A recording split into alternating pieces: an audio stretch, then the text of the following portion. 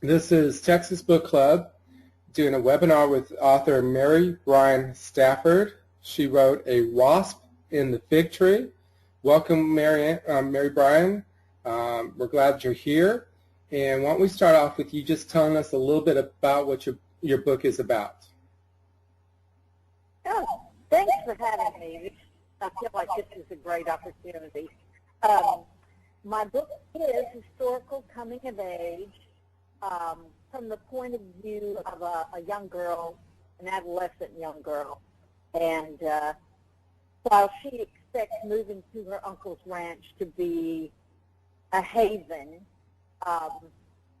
and it is all that, there is an insidious little rumor about the family, about how Lyndon Johnson won the Box 13, the Senate election that launched him into the U.S. Senate.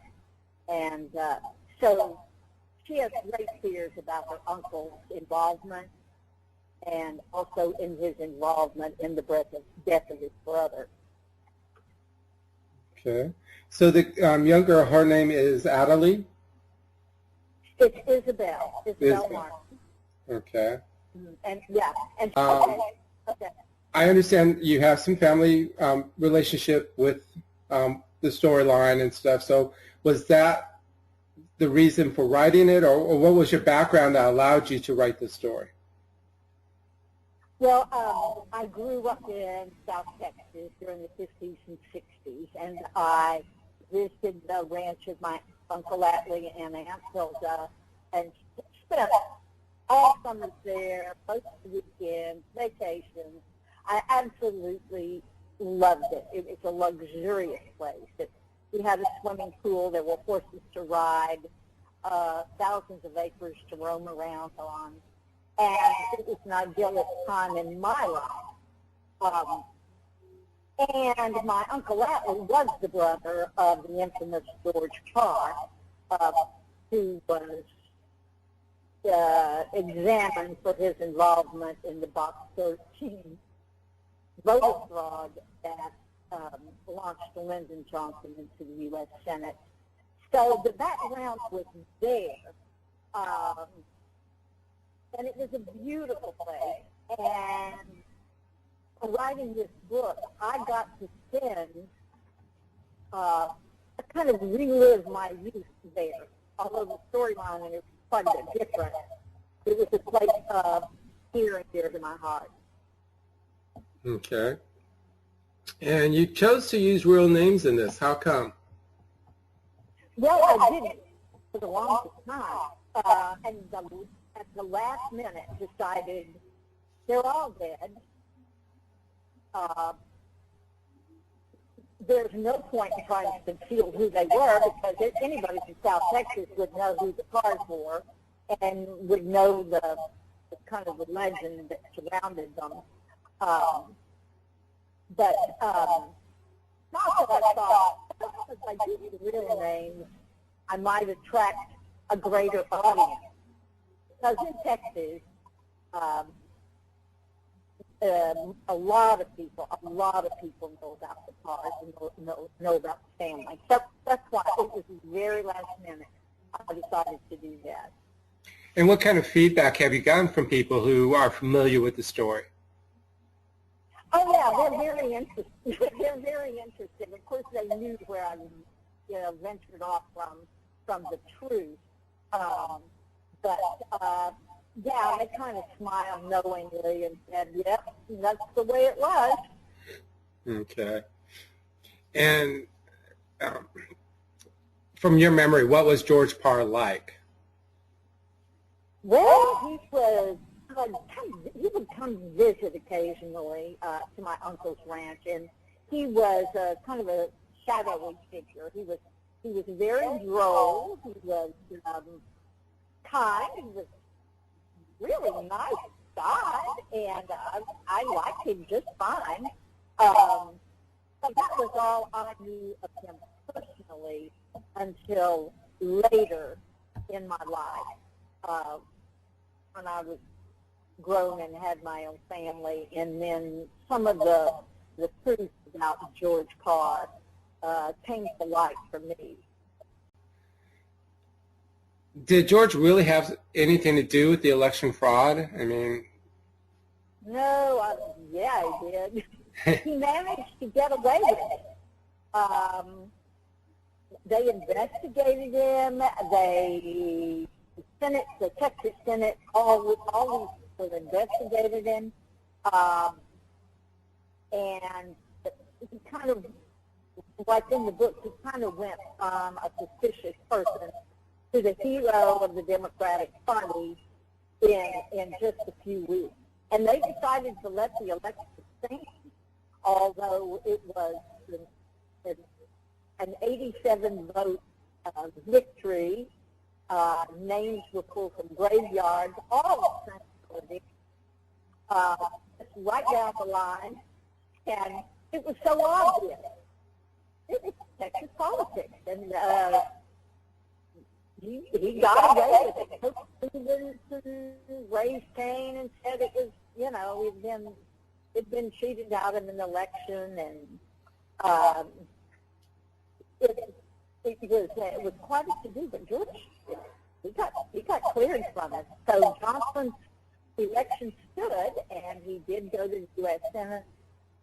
Senate, and there, of course, probably he made his greatest contribution to American government. yeah. And did you know George when he committed suicide? Were you there? Yeah. No, I was not there. I was nearby. I was in Corpus. I was a grown woman, had my third child. I was in my 30s.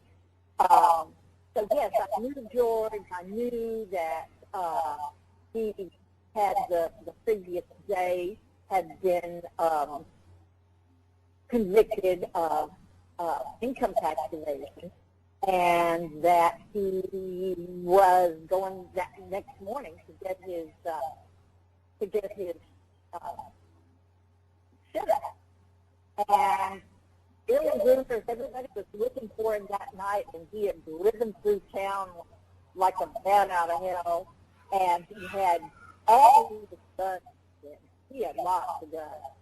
And his wife was worried about him, and the next morning he was found dead at my uncle's ranch in kind of an isolated area. I called this a camelanium. It was really what we call Santa Tierra. But he was found dead. And there were lots of rumors that someone else had killed him. His wife was sure someone else had killed him. But it was obvious, pretty much it was suicide. And, of course, my uncle had died, let's see, 8 years before. So, in fact, when I had my uncle and George having a big argument before George committed suicide, that, of course, did not happen at all. My uncle was long gone by then. Okay. And realizing that you had, of course, a lot of word-of-mouth storytelling about it, the election, the frauds, and all that, all the rumors, did you actually end up having to do a lot of research for this? Oh, yeah, because I'd forgotten a whole lot, and I relied on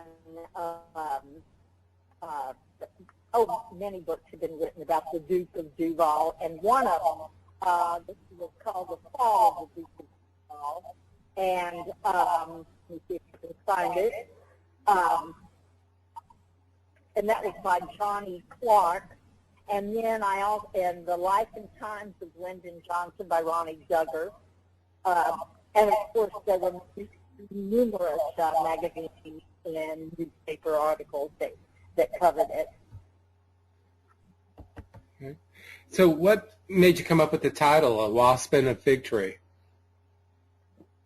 Well, my aunt, this was years and years later, of course, my aunt had moved to Corpus, and she missed the ranch, but she also hated to be isolated out there. So, but one day we were sitting in the kitchen, and she said, "Oh, I'd just love to go get some pigs at the ranch." And I was eager to go. I said, let's go. I'll drive you. And she said, no. She said, no, the birds are always at. They probably got most of the figs already, and there's always a wasp in the fig tree. And I go, bingo. and so, and of course, I used the title as this wonderful move that Izzy thought would save her life had a lot of little problems attached to it that she had never been exposed to before. Yeah. So what was the main drive for you to write this? Oh, I think because I love the ranch so much. I loved that place. It was a place from the time I was 5 years old till, my 60s that it was my home. It was the one place that never changed. And I had so many wonderful memories there. And I just kind of wanted to relive it. So back to the place I love. Do you have any particular characters that you enjoyed writing more than another? Well, I kind of loved them all. I think I wanted to be sure and exonerate my uncle from his association with his brother. So I loved talking about him and writing in his character. There were so many I enjoyed. Not particularly enjoyed writing about a fictional character, the carpenter that was really a Texas Ranger. He was fun to write, and he was kind of a mentor to the kids.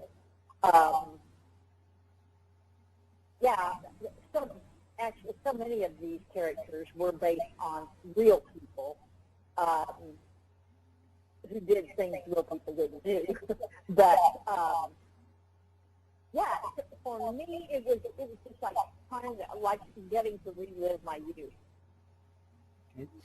Do you plan on writing a follow-up to this, or do you have another story in mind? I do have another story in mind, but it's not a follow-up. My next book is tentatively called Small Odyssey, but it is based on family and based on my grandmother's family. When they came to Texas from Missouri at the turn of the 20th century. And I started out trying to make it a child's book and then realized I can't write for children. And so now I'm going back and I'm adding a point of view from the mother, who was quite a character. And that's fun to write. I get to imagine what motivated her and what she wanted out of life. And of course, I only saw her once when I was 6 years old. And so I'm enjoying life. Okay. Is there anything you want to share with us before we end? Let me think. Oh, yeah, I want to tell you about the real things that happened, because so much of the book was not real things. I certainly compressed 38 years down into 7 years, because George first started his troublemaking in 1948. That was really when the election fraud took place. So decades away from where I put it,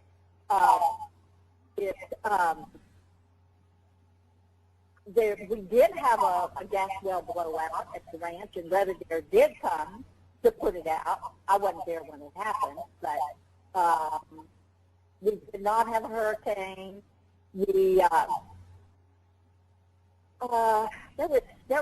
My uncle was burned.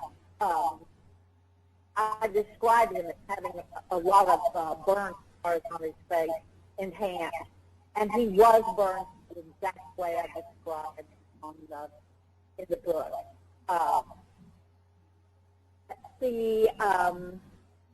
The family, the Panic family, did have a little girl who was born with a congenital heart defect, and I did go to her wedding. I was much older than the girl in the book, but that made an impression on me and broke my heart. And it was part of the difficulties the Hispanics had at the time. Let me see. And my uncle sadly did trust his brother George. And when before he died, he told him, you can trust George to take care of you. Well, not really. George told her he would pay her taxes if instead of paying her direct lease for the land, and he just got a receipt, didn't really pay the taxes. He was kind of drilling sideways into her oil and gas hands. Yeah, he wasn't able to be trusted, and I think it's kind of a sad thing that my uncle did think he could trust him. And I guess that just adds to the,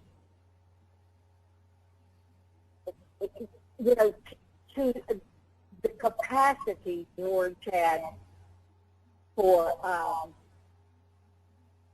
intrigue, that he would do that to his brother's widow. So, yeah, I kind of wanted to set the course straight on some of that. When people are done reading your book, what do you hope they take away from reading it? Well, I hope they come away with a real good sense of what South Texas is like, certainly what the politics were at the time. And I think some of the difficulties Hispanics had at that time, the one girl, kind of Izzy's nemesis, is fighting through all that. She's becoming educated. She's in the end going to go off to college, and this is certainly a break from her family's existence as itinerant workers, and the change. The other thing I'd like them to see is the change they see in Izzy. She comes in and she doesn't speak Spanish, and she's like two of these people, and one friend, one gringo friend, and he's a very important character for her. But she also learns to adjust and become part of this society that she was kind of dropped into along the way. Okay. Well, I thank you very much for your time. Okay, that's great. Thank you. I appreciate your going to this effort for us.